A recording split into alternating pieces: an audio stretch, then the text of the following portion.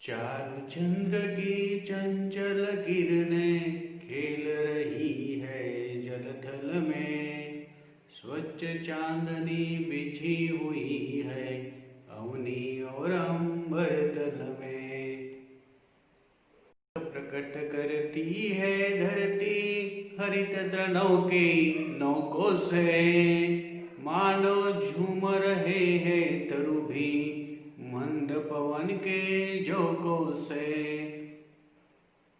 क्या ही स्वच्छ चांदनी है यह, है क्या ही निस्तब्ध निशा।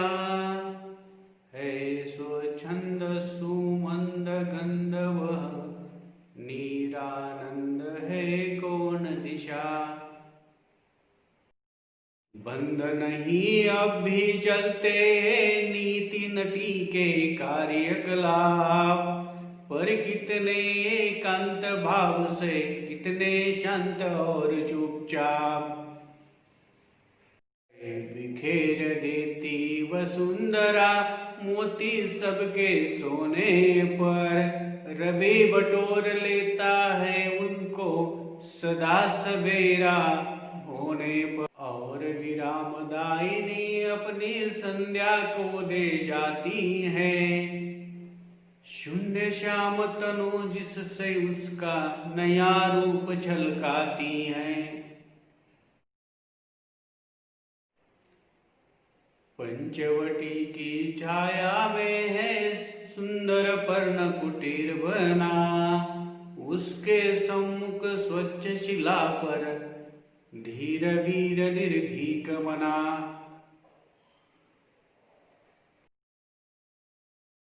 रहा है कौन धनुर्धर जबकि भुवन बरसोता है।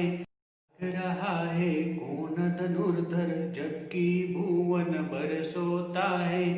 भोगी कुसुमायुध योगी सा बना दृष्टिगत होता है। भोगी कुसुमायुध योगी सा बना दृष्टिगत होता है।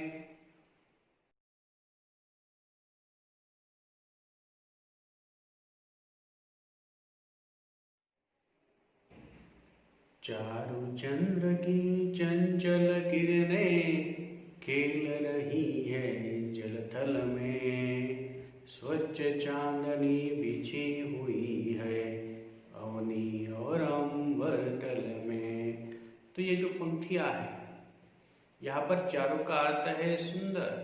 चंद्रमा आकाश में चांदनी रात में अगर घर से बाहर हम इस नीले अंबर को अगर हम देखें तो चांदनी रात, पूनम की रात में चंद्रमा बड़ा ही सुंदर दिखाई देता है। और उस चंद्र की जो किरणें हैं बहुत ही चंचल होती है। और ये यहाँ पर चंचल किरणें यहाँ पर झिलमिल झिलमिल करते हुए अटखलियां खेल रही है, लपाछिपी खेल रही है। और यहाँ पर कभी वह जल में तो कभी थल में दिखाई पड़ती है। और ये चंद्रमा की स्वच्छ सुंदर, ये जो चंद्रमा का प्रकाश है, ये रोशनी है, चारों तरफ फैली हुई है अवनी और अंबर तल में। कभी पृथ्वी पर तो कभी आकाश में नीले अंबर पर चंद्रमा की ये सुंदर किरणें हमें दिखाई। पुलक प्रकट करती है धरती हरित तृणों की नोकों से। मानो झूम रही है तरु भी मंद पवन के झोंकों से। तो यहाँ पर इस कविता में कवि ने पुलक का अर्थ है हर्ष, रोमांच, खुशी। हरि का अर्थ है घास, मंद, धीमा। यहाँ पर चांदनी रात के चंद्रमा के सुंदर प्रकाश में की किरणें जलथल में खेल रही है। पृथ्वी अवनी अंबर में खेल रही है। चारों तरफ चंद्रमा का प्रकाश फैला हुआ है और इस चंद्रमा के प्रकाश में पृथ्वी भी यहाँ पर आनंदित हुई है, प्रसन्न हुई है और वह चंद्रमा के पावन इस प्रकाश से प्रसन्न होकर वह भी पृथ्वी अपने हरित तृणों से यानी हरी हरी घासों के नोकों से हरी हरी घासों के नोकों से वह अपनी प्रसन्नता प्रकट कर रही है। और इतना ही नहीं, इस चांदनी रात में कि पृथ्वी की तो प्रसन्न होकर यहाँ पर हरी हरी घास के नोके यहाँ पर प्रकट कर रही है, तो इस धरती पर जो पेड़ है, ये पेड़ पौधे इस मंद मंद हवा के झोंकों से यहाँ पर ये पेड़ भी झूम रहे हैं। मानो ऐसे लग रहा है कि वे भी पृथ्वी की तरह वे भी इस चंद्रमा के प्रकाश के साथ खुशी। अगली पंक्ति, क्या ये स्वच्छ चांदनी है, यह है क्या ये निस्तब्ध निशा, है स्वच्छंद सुमंद गंधव नीरानंद है कौन दिशा। तो यहाँ पर इस पंक्ति में कवि कहते हैं कि कवि चंद्रमा का प्रकाश बड़ा ही स्वच्छ होता है, निखरा हुआ होता है और इस चंद्रमा के प्रकाश में निखरी हुई रात्रि का वर्णन इस कविता में कवि मैथिली शरण गुप्त जी ने किया। ये चांदनी गजब की है, निर्मल है। चांदनी रात बड़े ही सुंदर होती है। ये रात कितनी शांत है। रात में सारे चहल पहल गतिविधियां बंद हो जाती हैं और रात बड़े ही शांत दिखाई देती है। और इस शांत रात में यहाँ पर चंद्रमा, चांदनी रात में तो और भी ये रात खूबसूरत दिखाई देती है। कहीं और कोई स्वर नहीं सुनाई पड़ता, सर्वत्र मुक्त रूप से मंद मंद सुगंध आ जाती है। रात के समय की बेला पर जो कलियां होती है, फूल बनती है, फूल के अंदर की जो सुगंध है पूरे वातावरण में हवा के झोंके के साथ पूरे वातावरण में फैल जाती है। पूरा वातावरण कैसा होता है, बड़ा ही सुगंधित हो जाता है, बड़ा ही प्रसन्न होता है। कोई भी दिशा ऐसी नहीं है कि जिस और आनंद का माहौल न हो। चारों तरफ आनंद फैल जाता है, चारों तरफ आनंद ही आनंद है। तो यहाँ पर इस पंक्ति के माध्यम से कवि ने यही बात कही है कि चांदनी रात के निखरी हुई ये चांदनी रात, इस चांदनी रात में गजब की शांतता होती है। गजब की शांतता के बीच यहाँ पर किसी का स्वर नहीं होता, इसके बीच चारों तरफ मंद मंद सुगंध फैली हुई होती है। पूरा वातावरण यहाँ पर बड़ा ही आनंददायी हो जाता है, होता है। इस बंद नहीं अब भी चलते हैं नियत नटी के कार्यकलाप, पर कितने एकांत भाव से कितने शांत और चुपचाप। इस पंक्ति का अर्थ यहाँ पर इस प्रकार से है।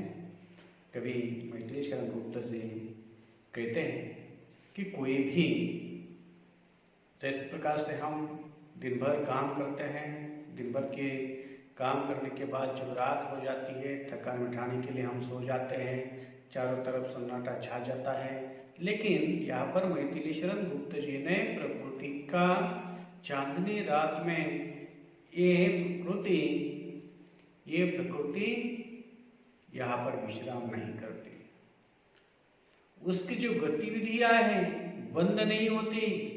रात्रि रूपी नटी जिसे कहा है कि रात के नटी तो उसे कहते कि जो नृत्य है, यहाँ पर अभिनय करने वाली नारी जो होती है ना, यहाँ पर कवि ने रात को कहा है कि इस रात के नटी को, रात रूपी नटी के कार्यकलाप अब भी चल रहे हैं, पहले जैसे ही हैं, लेकिन उसकी विशेषता यहाँ पर बताते हुए मैथिली शरण गुप्त जी कहते हैं, सब कुछ बहुत ही शांत ढंग से, एकांत भाव से, चुपचाप ये गतिविधियां अब भी चल रही है। रात के समय कोई कोलाहल नहीं है, कोई आवाज नहीं है, कोई यहाँ पर चुपचाप इस प्रकार से प्रकृति के जो कार्यकलाप है चांदनी रात है, रात के समय में भी चलते रहते हैं, लेकिन ये लेखक को चांदनी रात में दिखाई पड़ा।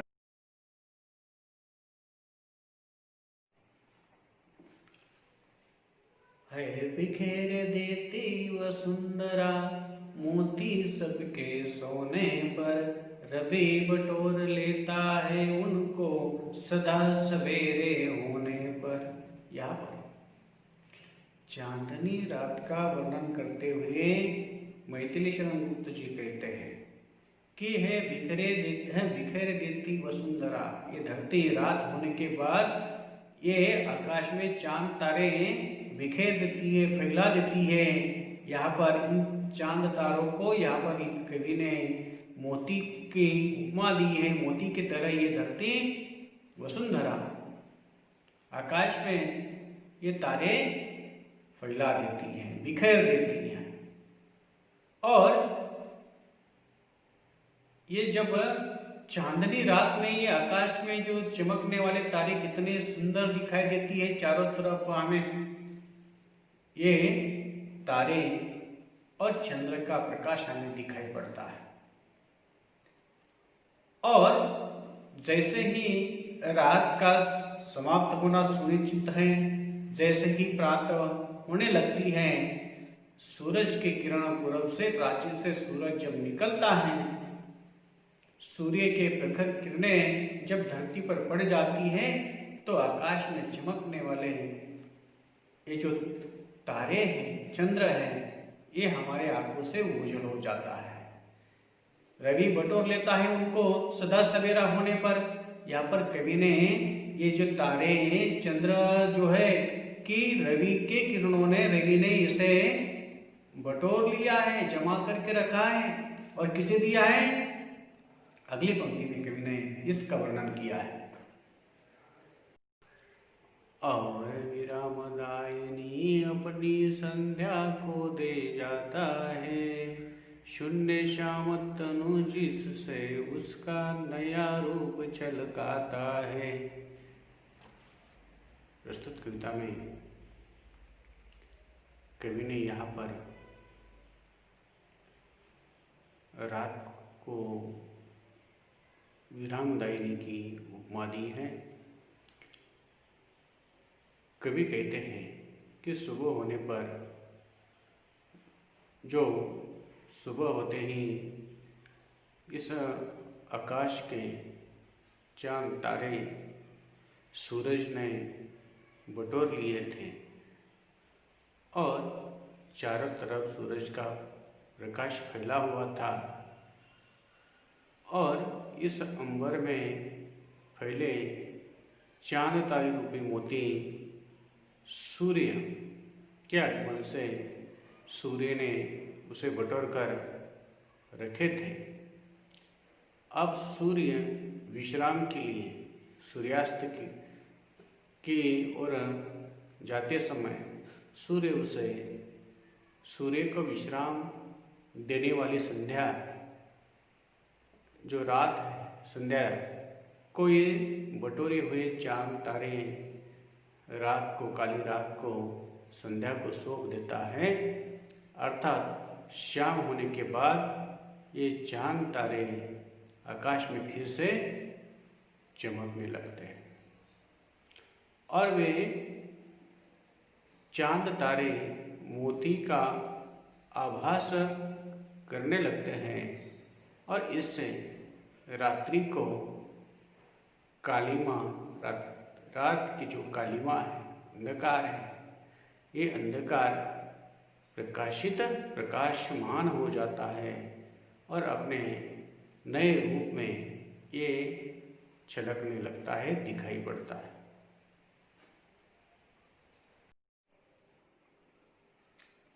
अगली पंक्ति में, पंचवटी की छाया में सुंदर पर्ण कुटीर बना, उसके सम्मुख स्वच्छ शिला पर धीर वीर निर्भीक मना।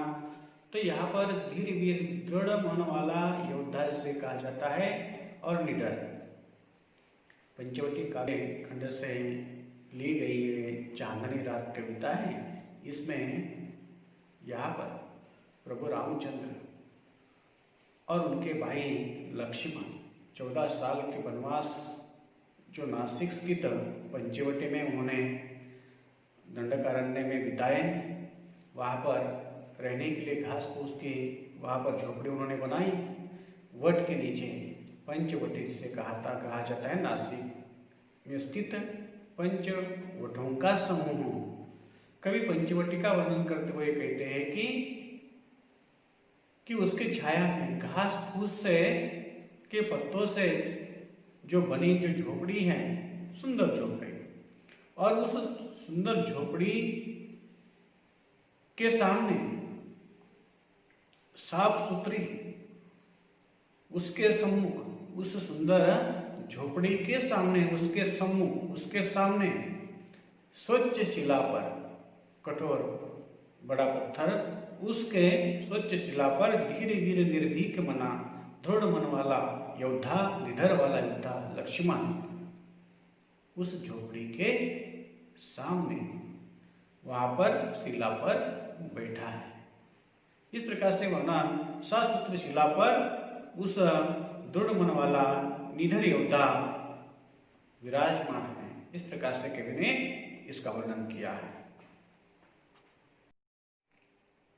कविता के अगली पंक्ति, जाग रहा है कौन धनुर्धर जबकि भुवन भर सोता है, भोग कुसुमायुध किसा बड़ा दृष्टिगत होता है।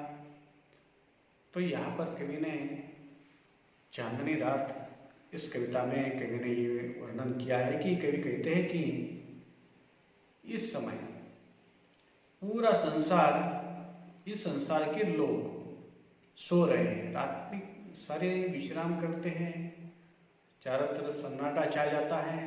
लेकिन ये कौन धनुर्धर कौन है कि जो इस समय, रात के समय में भी जाग रहा है। वे कहते हैं कि यह कामदेव सब भोगी है। गृहस्थी जो कामदेव यानी गृहस्थाश्रम में जीवन बिताने वाला कोई सन्यासी जैसा बना हुआ सा दिखाई पड़ता है।